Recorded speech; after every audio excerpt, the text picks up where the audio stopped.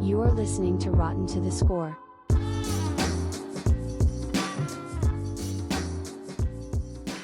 Hello, this is Rotten to the Score, where we discuss a movie below 60% on Rotten Tomatoes, deeming it rotten on the tomato meter. We review said movie and give a score above or below 60%, therefore determining if it's rotten to the core or rotten no more. Uh-oh. I am your co-host, Drayton Williams, and this is my other co-host, Jackson Smith, a.k.a. Jack Smith. Jackie, how in the freaking hell are we doing? Love the intro today. Really did. I'm doing pretty good, man. I'm doing really good. I'm excited about what we're talking about today. One of the better ROMs of the past 20 centuries. One of the better ROMs. Not a rom-com. Not a rom-com. There was not much comedy in it. There was no com. I would say there was hints of com. There was a couple of parts that made me go... I blew up my nose a couple of times. Just like... Oh. So what movie are we talking about today, Drake? All right. So each week one of us is going to choose the movie that we both watch separately and review separately. And this week I chose 2004's The Notebook. Yes, you did. The Notebook. Yeah. I'm an emotional moviegoer. Okay, this is a real confession. I'm an emotional moviegoer. Okay. So I like that. I was told not to watch this movie because I would cry. Like I would sob. Oh. And then I would feel alone. I understand that. Yeah. That's a good point. It's a good one. I will say I did after this one. Yeah, no, yeah. No, I didn't. I mean, you were joking too. I was literally just playing and messing around. Mm-hmm, me too. That was a good one. Oh, I threw it out there. Take it back. The reason that I chose this movie, The Notebook, was because I remember when I was in junior high, all the girls really liked this movie. Obviously, the boys wanted to hate it. I also wanted to hate it. But we were watching it at a party that same year, and I surprisingly liked it a lot. I was like, oh shit. Yeah. I like this movie. Okay. But I was like, what, 12 at the time? 10? Something. I was young, and I was like, why do I like this movie? I don't understand it. First taste of romance. Exactly. It's your first taste of romance. Getting older, I'm like, now I understand why I like that movie. Yeah. But I haven't watched it in forever. And so I went to go look at the critic score for this movie, and I saw that it was really low, and I was confused. Yeah. And I was like, well, I want to dive into that as an adult and see why it got that score. Yes, sir. Making a podcast about and it. this, by the way, third episode. So this movie was directed by Nick Cassavetes, who directed a bunch of movies that received well below 30% on Rotten Tomatoes. Yeah. If you go through all the films that he has made, most of them have received just not great ratings. This might be one of the best. So, his second most popular film was The Other Woman, where they all fight over one dude. And it got 26% on Rotten Tomatoes. Oh, his second most popular movie ever, it got 26% on Rotten Tomatoes. I mean, can I be honest with you? Yeah. When do they tell you, hey, man, stop making movies? We're good. I think his last movie might have been The Other Woman. I think he realized his best... No, Prisoners of Ghostland with freaking Nicky Cage. Well, that just adds up. I mean, I'm sorry. I'm going to say something that's kind of out of pocket right now. Say it. As a director, it's going downhill if the only lead that you can grab is Nick Cage. That is very true. Have you seen The Unbearable Weight of... Yeah. You have seen it? I have. So good. Very good. I was like, How was it? What happened over there? I went... I feel like there's two different sounds. So anyway, that's cut. What? Okay, so you have some stuff to say about Nicky. Mr. Cassavetes here had a difficult time making this film. Okay. You know why? Why? So Ryan Gosling and Rachel McAdams hated each other. Hated each other. No way. He could not stand the sight of her and vice versa. They couldn't do scenes together. He tried to... Both actors, I guess, came to the director and was like, hey, you got to replace me. Midway through shooting. So they hated each other. She thought that he was, too lowbrow. and he thought that she was like super like stick in the mud, and so they just hated each other. Look at him now. There's a twist. Oh, what the fuck is the twist? It's crazy. So Nick is just like, dude, he's like, there's interviews of him just like stressing out. He was like talking about how the editing process, he didn't know whether or not he would have to reshoot the entire thing. Okay. So he goes through all this hard work to like mend these two. Mm-hmm. Movie comes out, it does amazing, right? Yeah. At the premiere, Rachel McAdams and Ryan Gosling come walking in together. They were dating. Oh. After it had premiered. Oh, what? Yeah. Dude, that's crazy. So they went from like despising each other, not being able to work together, to like being in a relationship. Oh my God. Imagine having to be like talking between these huge personalities for months, being like, we have a lot of money on the line. Yeah. Like this could be my career. And like working your ass off to make sure that those two like each other. And then just after the fact, they just start dating. Crazy. Hey, young love. Kind of like how the movie was. They fought a lot, but then they also loved each other. That's right. Crazy thing. Ryan Gosling was casted because they thought that he was ugly and relatable. I'm sorry. True story. They casted him because one, he wasn't well known, so therefore relatable. It's like, oh, we don't know this guy. That could be me up there. And they thought that he was unattractive.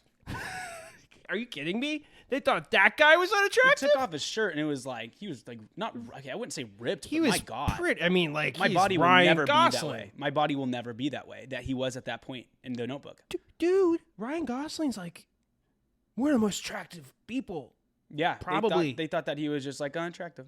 As far as who's starring in this movie, we got Rachel McAdams and Ryan Gosling. Of course. The ones that hate each other and they also love each other. We also have James Marsden. Who also stars in literally everything. Yeah, he's around the block. He's never plays...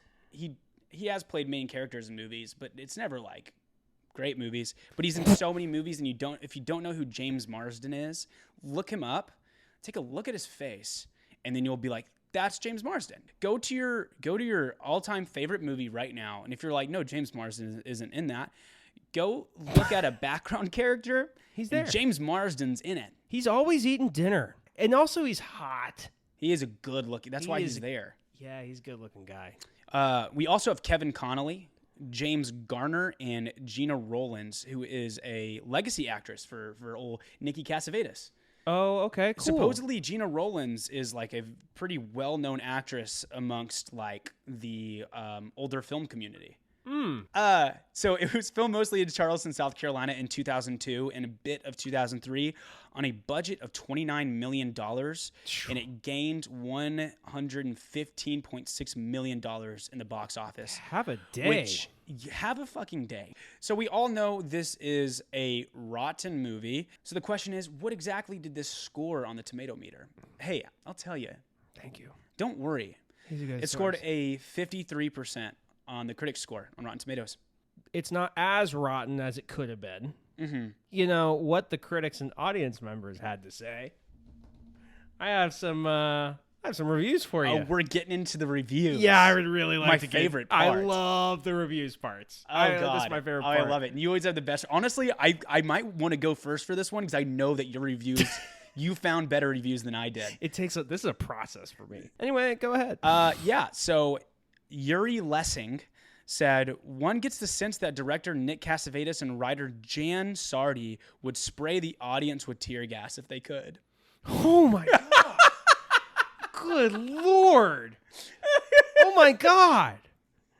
Dude, a lot of negative things. When I read that, I'm like, that is so funny. Just the idea that he was just like, they would literally just tear gas the audience. They would actually kill people. One of the only 0 out of 5 stars that I've seen out of a critic. Oh my God. He went out of his way to be like, this is a 0 out of 5 stars. Oh my God. Okay. Yeah, that was Yuri Lessing. And then I got an audience score, the one audience score that I have, or one audience review that I have. Okay. Anonymous said, the reason I gave this movie 1 star is because every time I try to watch it, I says there is a problem. The anonymous. I says, there's a problem right there. Oh, there's another problem. Oh, there's a problem. You think is that what he meant? He's just always. every time he starts the movie, he just gets so hard. He's just always turned on throughout the entire movie. He's just There's definitely a problem. what's going on? What's going on? Seriously? Jackie, This is unhinged. please read your reviews. Yeah, of course, man. So I dabbled with some of the top critics. This one is Scott Tobias, where he says, in a romance where paradise is a duck-filled pond, it helps to be mild-mannered.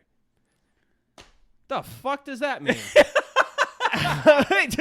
I mean, yeah, like in the movie, paradise is a duck-filled pond. Helps to be mild-mannered. Like, nice? Like, it does help to be nice in any situation you're in. It helps. I mean, Jesus Christ, this is like a riddle to try to figure out what this guy's saying. I feel like I'm reading the back of a fortune cookie to get this critique. All right, this will knock your socks off. Ready for this one? Yep. All right. Daniel K. saying what we're all thinking. Paul Rudd was not in this movie. 1 star. Yes, I agree, Dude, not the 1 star, but I agree. it was an observation that he honestly made. He was like, dude, he's not even in this. We need that observation for every movie that doesn't have Paul Rudd in it. I want a review to say that. Just was like, dude, if Paul Rudd's not in it, it's a 1 star. Or this is objectively a good movie, but hey, Paul Rudd wasn't in this movie. Just Paul Rudd wasn't in this one. 5 stars, though. Hey, 5 stars. Hey, Paul Rudd wasn't in this movie. I get like an 85%. That's so funny. Just every review for him is just like, Paul Rudd was in this movie. Still bad, though. 1 star. Paul Rudd was in this movie. It was all right. It's just observational critiques. So moving on to my last one, because we've had a lot of negative. And so this anonymous user had enough of it. He gave this movie 5 stars, and this is what he said. Shut up. It's good. Seriously, guys. It's good. Get over it. It's good. 5 stars. Seriously? It's a good movie, guys. Seriously. Seriously, guys. It's a Notebook. The Notebook is a good movie. I like how he leads it off with shut up. This isn't subjective at all. Not in the Objectively a good movie. Shut up. Oh gosh. So obviously pretty polarizing movie, but I say it's time to give our review of this movie. Yeah. We're going to go through the play-by-play. We're going to jump into it. What do you say? Yeah, let's get into it. Cool. Now that we've covered the logistics and the reviews of the movie, it's time to give the play-by-play and our honest review of The Notebook. So let's freaking go. Let's fucking do this. Let's do this thing. So the story begins in 1940. At a carnival in Seabrook Island, South Carolina, local country boy Noah Calhoun, played by Ryan Gosling, sees Allie Hamilton, played by Rachel McAdams, for the first time and is immediately smitten. She continuously refuses advances until their friends lure them together. They then get to know each other on a midnight walk through empty Seabrook. While they're at this carnival, Rachel McAdams, a.k.a. Allie Hamilton, is seeing another guy. Mm-hmm. And they're on a date at the carnival. And the friends that are with the couple, a.k.a. Rachel McAdams and some other guy, you don't even get a name, are trying to hook her up with this other dude. So I was just like, shitty friends for this guy. I think his name was Bodie. It gets worse, right? Because Bodie, I'm sorry, Bodie. You look like one of us. Like, you look like me. You look like every other guy. So imagine you're on a date with a girl that you probably tried very hard to get. Oh, yeah, you had to. I mean, she's attractive as hell. Uh-huh. And you're sitting there next to Rachel McAdams, and you're like, I'm on this Ferris wheel right now. It's great. Life has been great for me. Ryan Gosling says, screw that. I'm going to jump up on this Ferris wheel and basically do a full-blown pull-up in front of them. what are you doing? Because he just straight up jumps on this Ferris wheel, is hanging from it. He's just like, go on a date with me right now. Go on a date with me. Say it. Or, my hand's slipping. And she's like, yeah, like, I don't want you to fucking die right now. Like, yeah, I guess, like, we're going on a date. Okay, you forced my hand. Yeah, no, you literally forced her hand. No, and then instead of helping him after that, she's like, you just said we'll go on a date? Pull down your pants. Everyone laugh at your little penis now. But okay, before the Ferris wheel scene, so he walks up to her when they're with everyone. It's like 9 people. Yeah. And Ryan Gosling just like walks up and he's like so close to her. She even says it in the movie. She's like, he got like really close to me. He gets super close to her and he goes, do you want to dance with me? And they're standing by a Ferris wheel. What do you mean, do you want to dance with me? No, dude, like in the middle of right there. Come on, like right there. You just don't dance in the middle of Ferris wheel? Did they just like back in the 40s just do that all the time? Just kind of just like walk. Apparently. You see a pretty girl and you're just like, I want to dance with her. I'm going to ask her. Like, say you're at line in the DMV. Yeah. You see a pretty girl. Let's dance, baby. And, sitting in line and it's like, oh my God, with the DMV, it takes forever to get to the front of the line. And you see a girl like in the front of the line. And do they just like walk up and just be like, hey, like, wait, hey, you getting your driver's license renewed? Anyway, do you like want to like fucking dance with me right now? Is your shit expired right now? Yeah. Yeah, is your shit expired? You wanna hit a Dougie real quick? Do you want to hit a Dougie really quick? Yeah, you wanna hit a fucking stanky leg right now? Hey, do you like by chance want to hit the fucking Charleston right now? Yo, you and me nay-naying right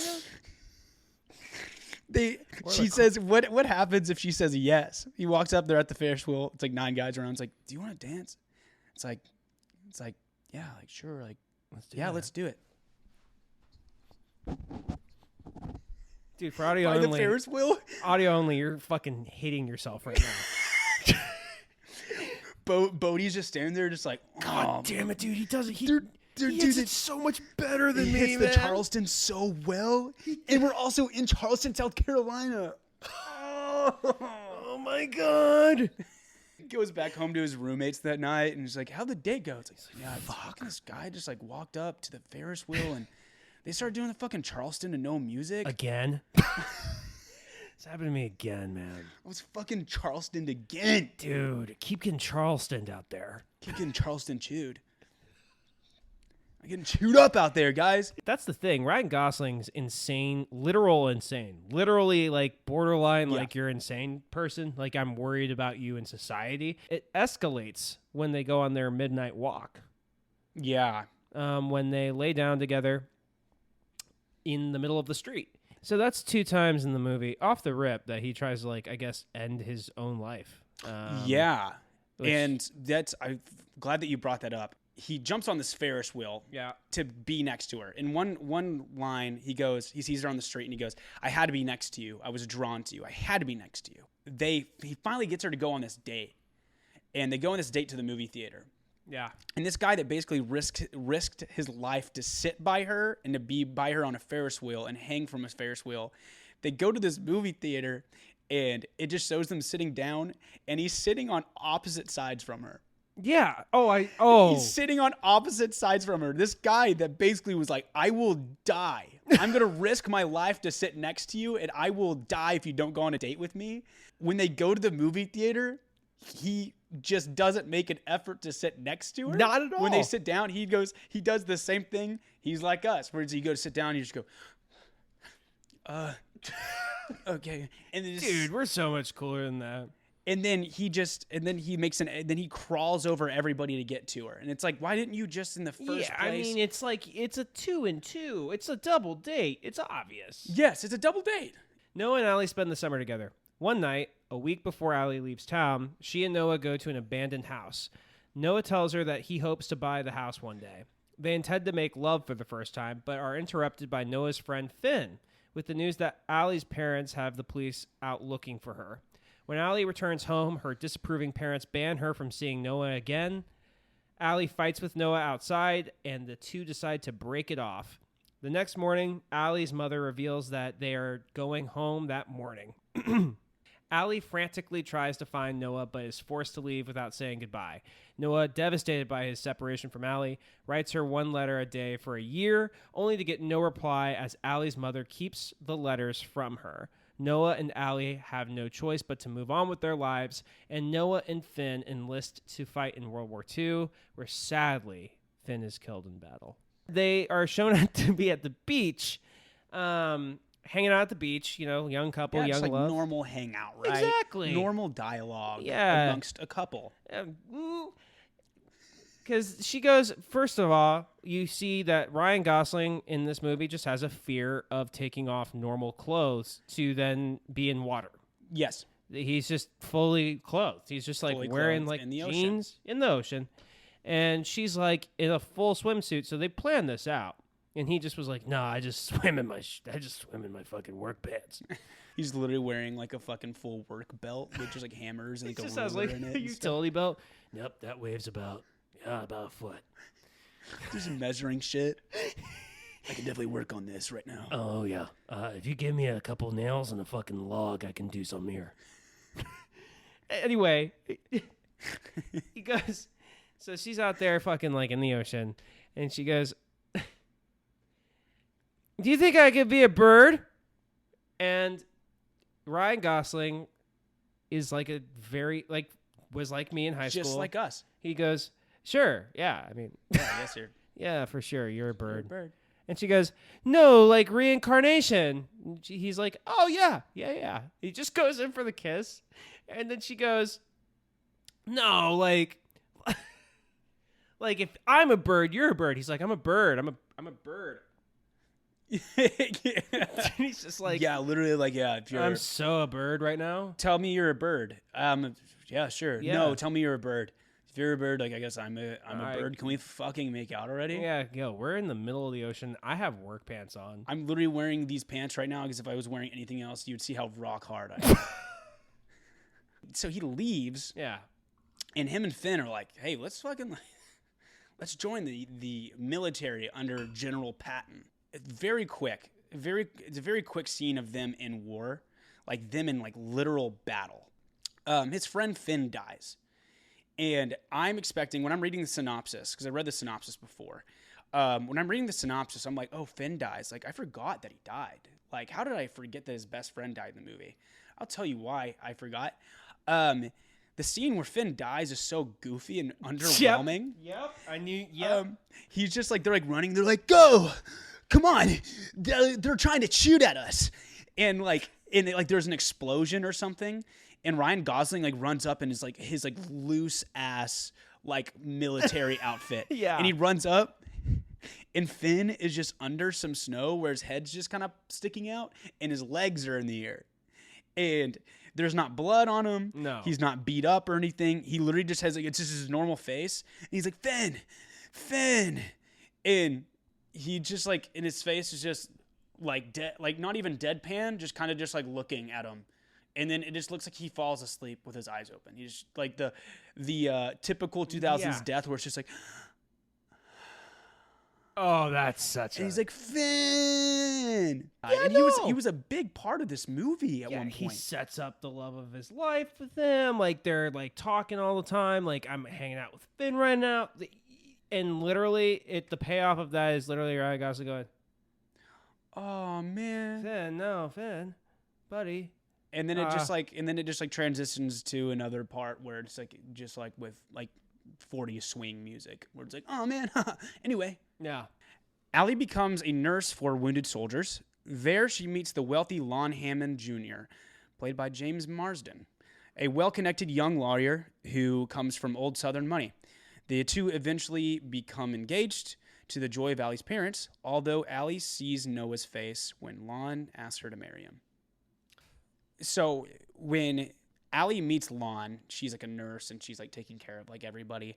And she sees Lon and he's like in a full body cast. Yeah. Like a full body cast. And she just goes, "Hey, here, sit up." And he just goes, if you're just listening to this, I don't even know how to explain this. But he just like sits up she helps him a little bit. But when you're in a full body cast, it's like around his waist. It's it's wrapped around his fucking head. It's literally bad. all the way around his head. It's all over his legs, and he just sits up and just like and just kind of talks to her. And I'm like, if you're in a full body cast, You're a mess. you're not moving. At all. You're not moving. It's the thing. His arm is like up, like it is like you're not moving. You're not moving. And he's just like, yeah, by the way, I'm super horny right now. Do you want to go on a date with me? Shoot your shot, kid. Shoot your shot, kid. Like, do your thing, but like, you're in a full body cast. You're in a full body cast. Hey, focus on recovery really quick. Also, you're probably just on so much medication. Yeah, I don't even know what they're giving you in the 40s. Just heroin. Yeah, just pumping heroin in You're there. on heroin right now. He's just over there, just like, I don't even know who I am. Is that what I'm going? But yeah, Lon. A little bit about Lon. Great guy. Yeah. Great guy. Yes. They didn't write this guy to be a jerk, even in the slightest. Not in the slightest. He is. I'm going to say something crazy. Dare I say more attractive than Ryan Gosling? Sadly. Just like completely nice, rich, smart. He's like a lawyer, and he's also like mad caring. The only thing, Mad caring. like just the entire time, totally caring of her, totally like patient with her, Very patient. totally like wanting to be understanding, like doesn't fly off any handles, like just the greatest dude. Like it's like a win and a half if you like. I don't know. Like it's like he's like what I would strive to be in life, I think. But the one thing about Lon, he sucks at proposing. He sucks at proposing. He does propose to Allie, and he proposes to her at a dinner table while her parents are right there. And he doesn't even get on one knee. He's just like, oh, I talked to your parents. They cool if I marry you. So, you want to see this little guy? You want to see this little thing? I got this one. Bought this one. So anyway. You want to check this out? Anyway, I got it from... Whoa. Where I get it from? Oh, I got it from K. Jewelers. I got it from a diamond place, so So... pretty much every type of So- diamond. Hey, by the way, Mom said yes. How was your dad say yes? Your dad likes it. Your mom probably. I don't know. Here I you don't go. know. Put it on your finger. Kiss me right now. Hey. I can't play this thing. But that's basically what lawn. That's is all about. that's lawn right there. Yeah, that's just pure lawn. That's lawn. That's longitude. That's what. That's us, longitude. That's what us long boarders. That's call- longboard. You know, it's My just boy like- lawnmower. My boy lawnmower. My baby boy lawn care. Laundry. Laundry. Laundry. Laundry. Lingerie. What's going on? Lawn and Dre. Lingerie. All right. Oh yeah. You Yeah. want Long Jack. Lawn Jack. Jack in the Jack long Lawn. time. Jack Lawn. Jack Lawn. Yeah, Jack Lan. Jack. Jack Lan. Jack John. Lantern. John. Jack Lantern. Ja la la la la. La La la la. All right. All right. So when Noah returns home, he discovers his father has sold their home so that Noah can go ahead and buy the Windsor Plantation, the abandoned house, which was almost made love in. While visiting Charleston to file some paperwork, Noah witnesses Allie and Lon kissing at a restaurant, causing Noah to go a little crazy, convincing himself that if he fixes up the house that he promised to fix earlier in the movie, Allie will come back to him. So Noah returns home, and I just wanted to add this because I just thought they did a great job with this part. The relationship between Noah and his dad is as good as it gets. Like his dad is That's just really so nice. Such a good guy. He's like such like it's like the way that they characterize his dad was just like just a very like understanding, like good relationship with his son. Yeah. And I really enjoyed that. But she shows back up from war, and the first thing like his dad says to him, probably Noah probably has like PTSD. Probably. Saw his friends die in front of him. right in front of him, and he's like, "Aha! You got blood anywhere? Oh my god. Hey, is your head bleeding? Is there blood all over you from any of your friends?" Hey, You know that traumatic event you just went through? Yo, isn't that funny? let me look at you. Do you have a bullet hole in you like your friends do? Oh, where's... Oop. Oop, I've got a gun. Just kidding. Yo, where's Finn? Oh. I've got a knife. Just kidding. Anyway. Germans. No, just kidding. Just joking. No, I'm literally just fucking with you. Yeah. Yo, chill, dude, chill. You sold this place, though. He sold his place. Yeah. Sold his house for so Noah can buy this broken down, like this abandoned, broken down house that Noah dreamt of when he was like, what, in his like earliest of 20s? Yeah. Your son comes back home from war. You don't know how he is mentally. And he's literally just like, yeah, by the way, I sold the house, so you want to build that house back up again? It's like, people come back from war just being like, all I want to do is drugs. Like...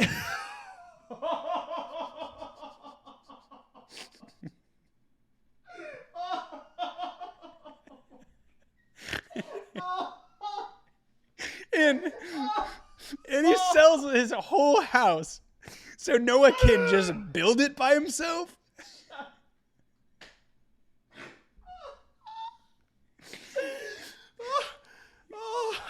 Hey, Oh, that Pops, was good. Pops, that's a gamble and a half. All I want to do is drugs.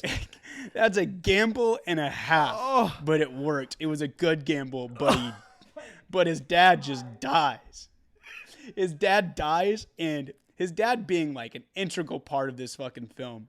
They mention his dad's death like that. It's literally just like, Oh, yeah. it's like, then Noah's dad I was died. going to say the narrative's fucking crazy with that. Yep. And then his dad died. And then it would just showed him at a funeral for 3 seconds, and him not even sad, him just like kind of just looking at the coffin. And then it just immediately transitions into swing music. Just like, Such a wild thing to do. So one of the parts of this movie that irks me a little bit is he's hooking up with this war widow, That's really Martha sad. Shaw. Yeah. I was going to mention And this. all she wants to do is just like, hey, like, can you please just take me out on a date? Like, he is such, I don't know why they had to write in the script him being such a dick to a woman that he's having sex with. Like, Yeah. he's like so incredibly mean to her. Like, these are the type of like, the type of dude where you're like, if one of your friends was like, yeah, like I had sex with this guy, and he like just is like saying this and doing that, you'd be like, literally fuck that guy. Yeah, no, like he's actually trash. I Like- mean, He's how- like, cool. Yeah, no, whatever. and like this is someone who like boo-hoo, by the way. Boo-hoo that a girl that you had the chance to date Yeah. and was very on board with staying with you, that you guys broke up. She lost her husband in war. Yeah. And she's like in real, like that's real sadness.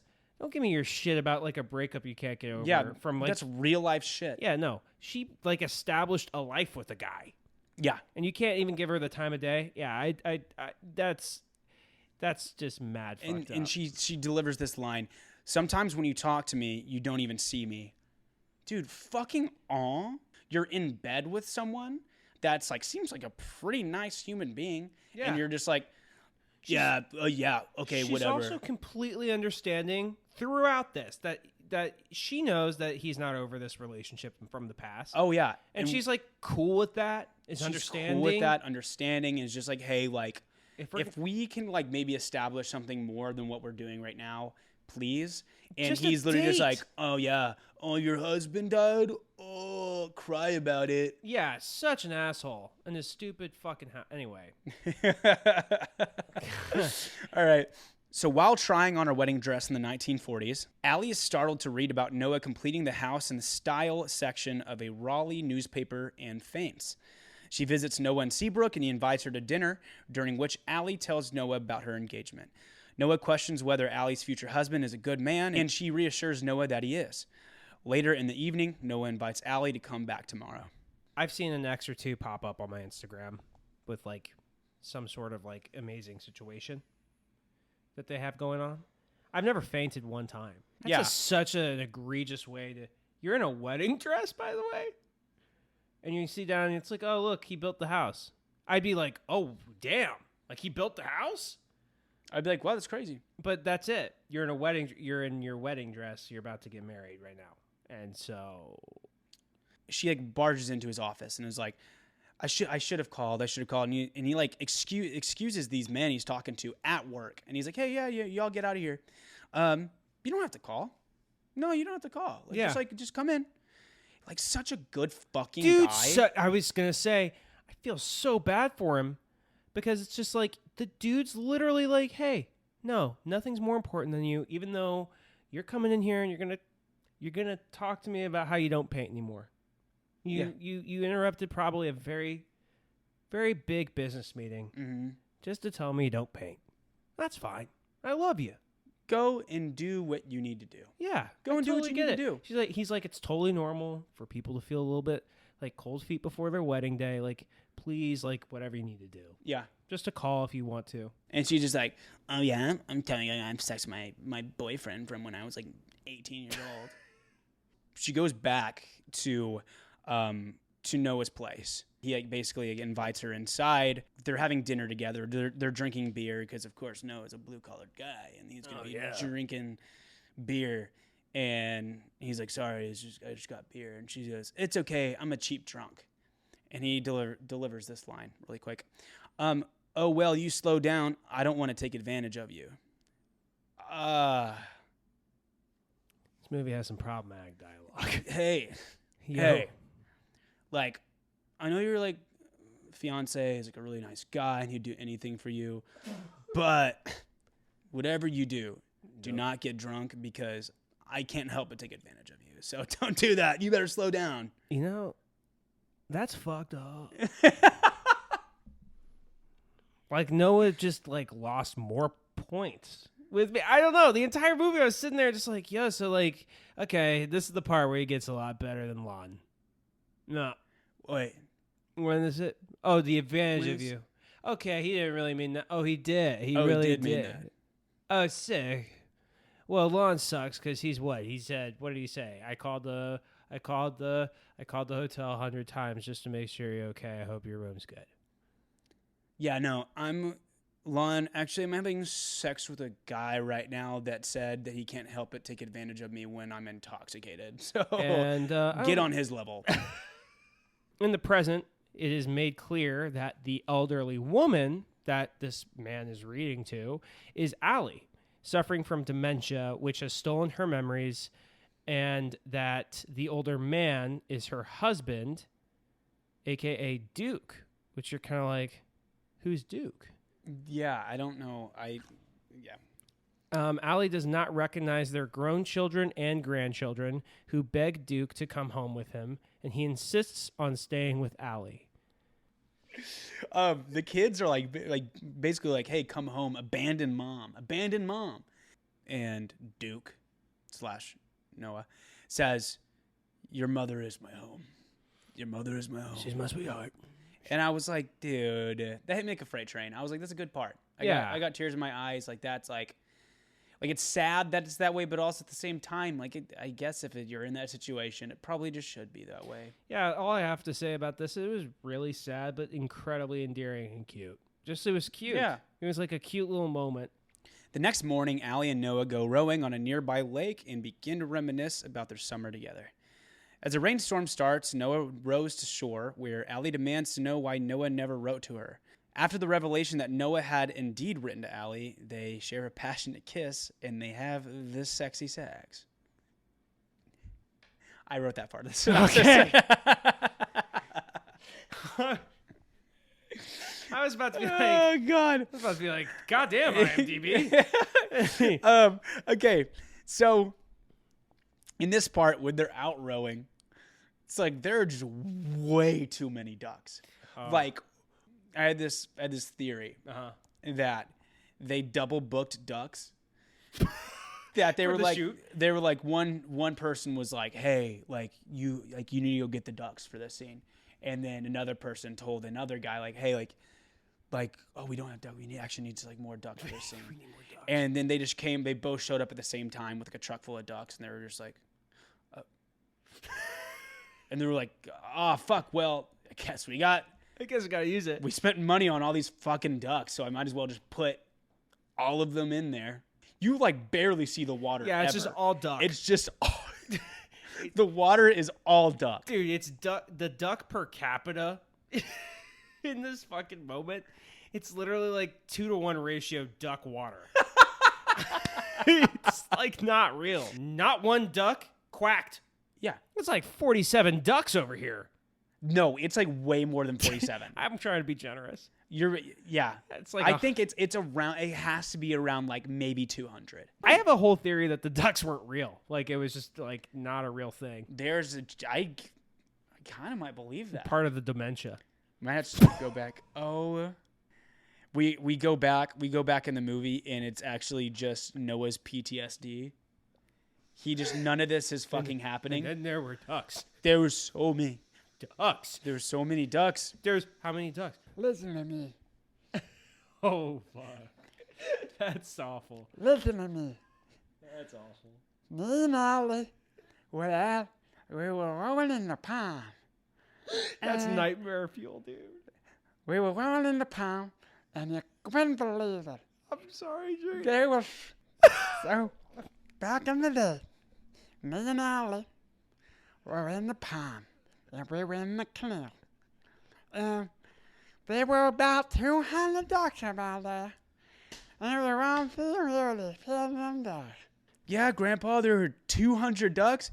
Yeah. He's back. There were 200 ducks. Like, what were the ducks doing? They were just fucking sitting there. Yeah, it's Oh, gosh. And then she straight up cheats on Lon. That hurt my feelings.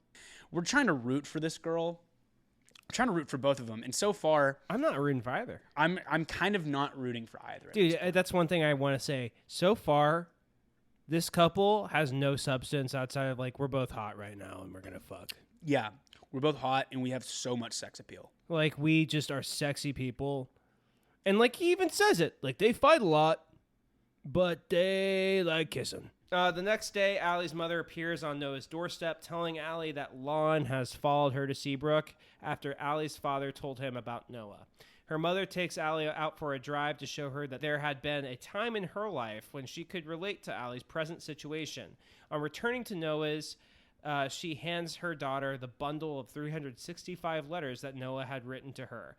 When alone, Noah asks Allie what she is going to do. Allie is confused and confesses that she doesn't really know. Noah asks her to just stay with him, admitting it is going to be very hard, but he is willing to go through anything because he wants to be with her. Confused as ever, Allie drives off. She does the thing to him where she's like, basically like, this isn't going to work out, I'm leaving. And he does the thing that she did to him and says, if you leave here, I hate you.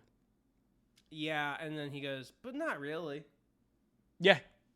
He's like, I got over you once before, I get over you again. By the way, you didn't get over her, though. Yeah, you're still fucking crazy. You built a house. Yeah. Yeah, I literally got over you this last time. This last time, I literally fucked this fucking widow. Remember when I was drinking 20 hours a day just because I was so sad? That was literally me living my best life. I literally love that. I would have done that either way. Died. I have so many people around me in my life right now. I'm not even looking forward to you right now. I would do it every single day. I literally love it. I literally can't get enough of this. It tastes so good. Watch me drink it right now. That's so good for me. I love this. It's just something I do all the time. Allie drives to the hotel and confesses to Lon, who is angry but admits that he still loves her. He tells her that he does not want to convince his fiancée that she should be with him, but Allie tells him he doesn't have to because she already knows she should be with him. Lon is such a good guy. Such a good guy. He's like, I got 3 options for you. Either I go kick his ass, I shoot him, or I break up with you. And none of those things lead me to you. And I love you. And no matter what, I'm here for you. Hey, I love you. At the end of the day, I just don't want to share you with anybody else. So, can we make this work? This reenactment's one of the best things I've ever seen. It's one of the better things you could see. I really do think that Lon is like the guy. I was trying to find a reason to hate this guy in every other movie, in The Great Gatsby, and in Titanic, and all these movies that have this exact thing. It's usually like the rich asshole versus like the really kind-hearted poor guy. But it's like the rich, kind-hearted guy Versus the poor asshole. Poor asshole. And she's like, poor asshole duck. He's basically saying, yeah, it's okay, you still want to fuck your ex-boyfriend, especially when you're engaged. And it's just like, that's it. Could not be me. Like I couldn't no way. be in the situation where I'm just like, someone's like, yeah, I know that we're engaged. I haven't seen this guy in like so many years, but I just went and I had sex with him. Like multiple times, not just like once. Multiple times. Like I was considering like staying with him until mommy came back and was like, you shouldn't do this. I would be like, yeah, Dunzo, bedtime for Bonzo. We could be married for years. And someone would come back and be like, so this guy, my first boyfriend I ever had when I was like in high school / college, I had sex with him because I couldn't stop thinking about him. I'd be like, yeah, you cheated on me. You're done. Bye. Get out of here. Sayonara. Oops. What? I'm sorry. Whoops. I'm the head of my own law firm. I'm literally super fucking hot, and you wasted that for what? For what? Could be with any girl right now. Really could. Be could. with any woman. Really could. I know that you cheated on me. For a guy that reads poetry. On his doorstep. Yeah. Nothing wrong with that. I'm a poet myself. But really? Do you want to read one of your poems first? Yeah. Okay, ready? Have you ever looked up at a tree before and seen it? I have. It probably looks like a branch is going everywhere, and not how my heart feels right now. And if you look in the green leaf, think about a brown leaf falling off. That's how my heart breaking. I love you. I love you, Jessica. That one's not for anyone. That wasn't for anyone? No. That was no, I was the tree. I was the tree in that scenario. So please, can you read me one of yours? Yeah. Dude, do the one where you use ancient Egypt in the middle of it. Cool. Can you do that one? Thanks. There's a lantern on the bed. There's a lantern in the closet. I want to run, but I can't hide. I smell. I see, but I can't hear. Ancient Egypt!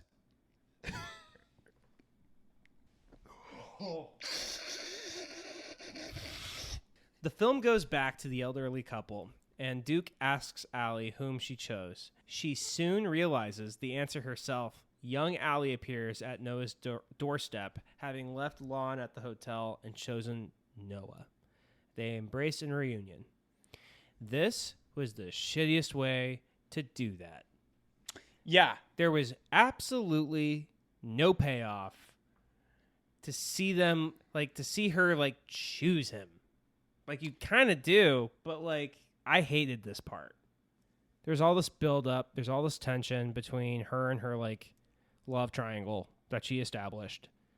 And so you're kind of waiting for her. You're kind of waiting to see one of these guys kind of get their heart broken finally. Like, final, this is in the dirt. This is exactly what's going to happen now. But really kind of leaves you going, but like what happened with Lon though? The reunion is not that fun either. I mean, he walks out in a fucking blanket looking like he's homeless. Ryan Gosling, he looks like he's just woke up from like drinking probably a liter of alcohol. And he's like, what? And she's out there and she goes, I don't know. That's exactly what she does. And he goes, okay, sick. Yeah, that's dope. And then that's the end of seeing them young together.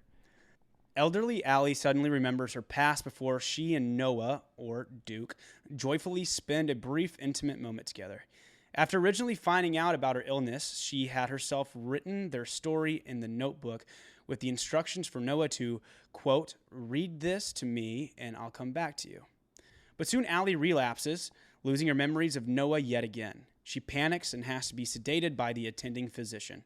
This proves to be too difficult for Noah to watch and he breaks down. The next morning, Noah is found unconscious in bed and he is rushed to the hospital. He later returns to the nursing home's intensive care ward. He goes to Allie's room later that night, and Allie remembers again. The next morning, a nurse finds them in bed together, having both died peacefully, holding each other's hands. Are you crying right now? I did cry. I did tear. Yeah, cry is a little bit of that's a tough term. I think I teared up pretty hardcore when it came to the ending of this. It's like a combination between like angry, scared, sad. I think that's this movie, actually. I'm just going to leave it right there for you. Pick that up. I'll pick it up.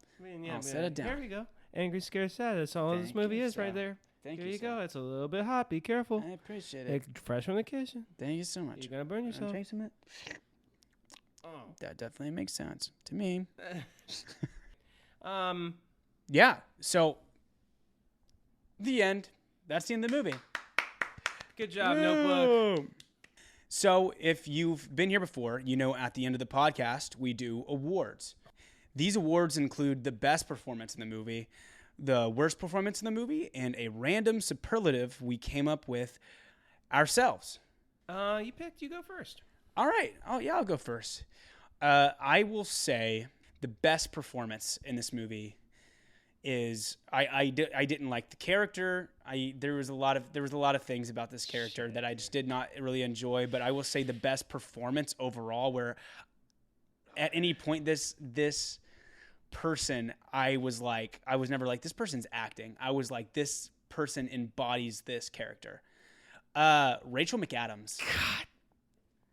Rachel McAdams was fucking phenomenal, I totally agree with you.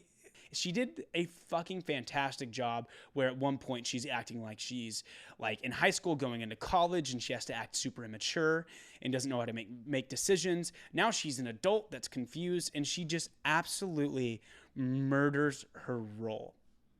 Oh, and that's I completely. You stole my pick. That was my pick as well. For best performance, I think I've narrowed it down. I'm going to go to Gina Rowlands, who plays an older version of Allie. It's really, really. I mean, you'd think it's easy to play someone who doesn't remember anything, because it's pretty much a character that it's a blank script, right? To play a character that's constantly in between remembering and not remembering something must be intense. Very difficult. And she does it with grace and elegance, and she also like puts her own kind of like fire into it. And I'm very impressed by her. Very. I understand why she is beloved in older generations. I think she does a fantastic job. Even though she's not really given a lot in this movie, I think she really carries herself well. 100% so agree. that means I know exactly where you're going next, because I get this pick. Yeah, you get this pick. Go for it. Ryan Gosling for worst performance. Guy's smiling the entire time, doesn't say much of anything.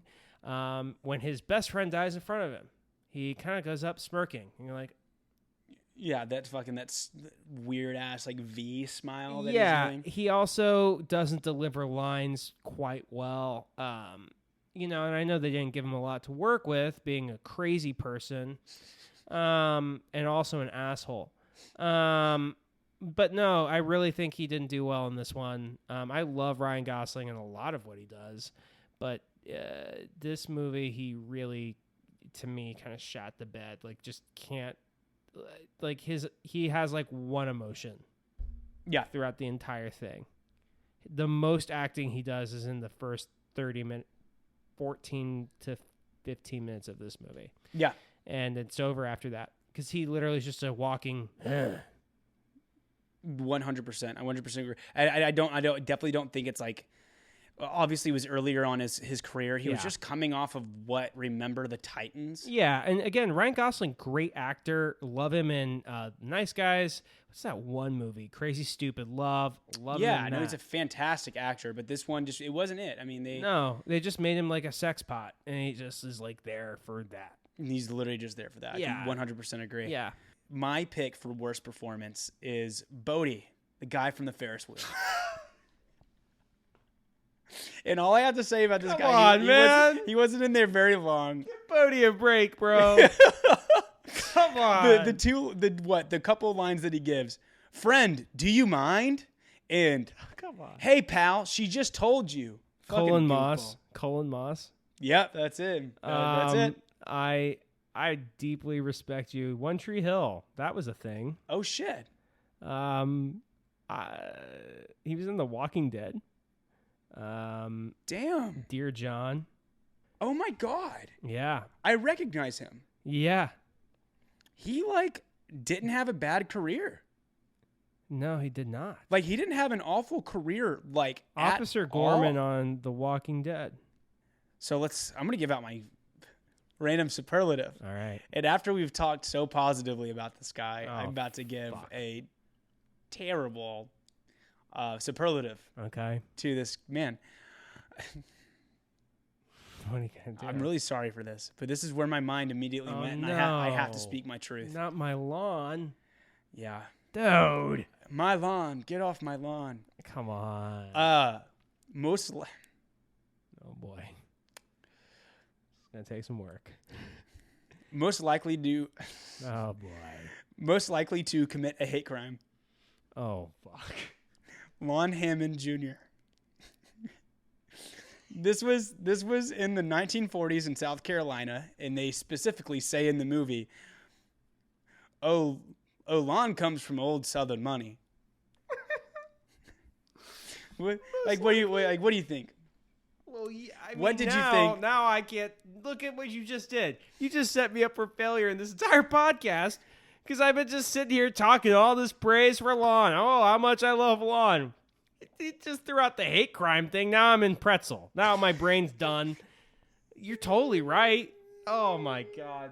Yeah, Lon sucks, man. What did you think he was gonna be an inclusive guy? I didn't know. I didn't get into it. I didn't think about it. I was like, oh, look at this guy's nice. He seems cool.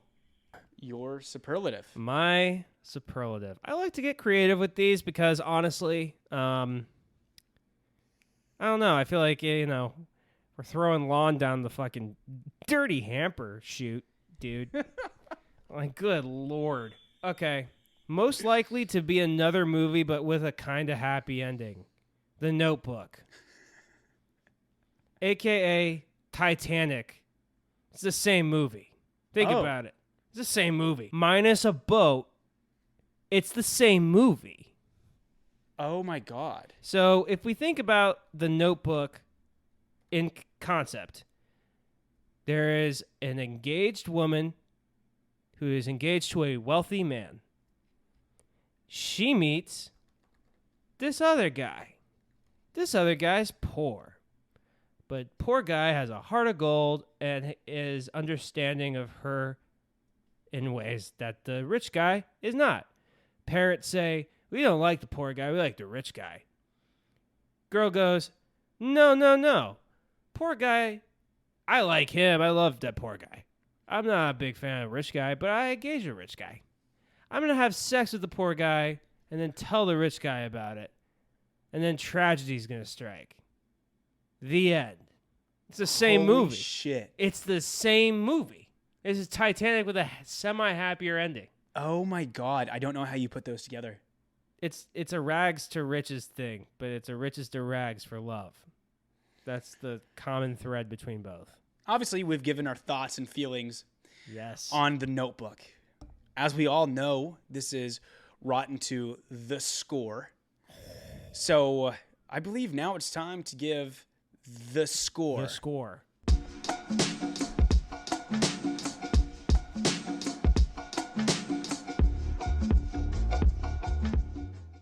Okay, so we are going to each give a separate score. Yeah. And average the two, and that will be the score. Well, let me bring out the old calculator. So, Jackie Smith, what score did you have? I'm going to be real with you. Before I just said that last thing, I had this 10 points higher than it did. I just deducted 10 points for thinking about that more. I love that. Because, frankly, James Cameron's Titanic came out before this. So, for me, it's a ripoff. And on top of it, it's an abusive relationship between two people that kind of both suck throughout this movie. That being said, it's a story that works. So I'm going to give it a little bit of a jump up, but I'm going to give it a 57. 57. Yeah. Okay. So it's more than 53. It gets closer to the needle, but it's a 57. Okay. I agree with that. Well, not that I agree with it. That's not going to be the score that I give. Yeah. So my score that I basically changed just now because after everything we've talked about and I watched the movie and like having the like romance lens on, I was like, oh, like a pretty good movie. Yeah. And I really enjoyed this. But with this one, after talking about it, I'm kind of like, this movie just doesn't like make like a whole lot of like sense given the fact that usually with these love stories, you want to like root for the characters. Yeah.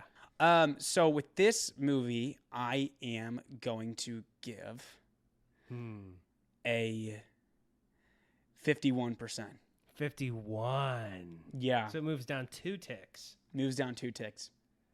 Let's average that. If we average that together, what do we get? That equals to a 54.